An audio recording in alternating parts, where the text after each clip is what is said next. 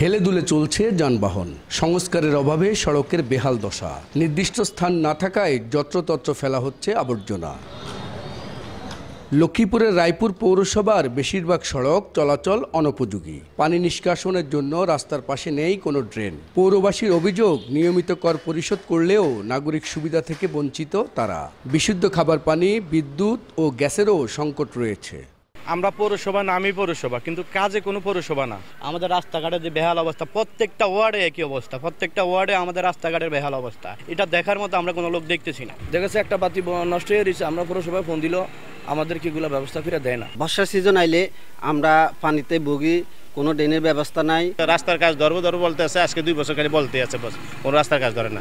আগামী 6 মাসের মধ্যে সড়ক সংস্কারের আশ্বাস পৌর প্রশাসকের। ধীরে ধীরে বাকি সমস্যার সমাধানের কথা জানান তিনি।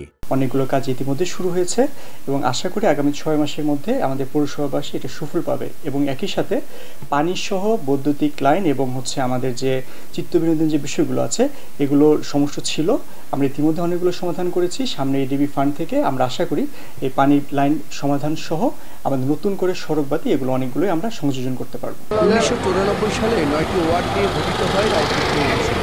2004 সালে প্রথম শ্রেণীতে উন্নীত করা হয়। বর্তমানে পৌরসভাটিতে বাস করেন 50,000 মানুষ। মাজহারুল আনোয়ার টিপু, সময় সংবাদ, লক্ষ্মীপুর।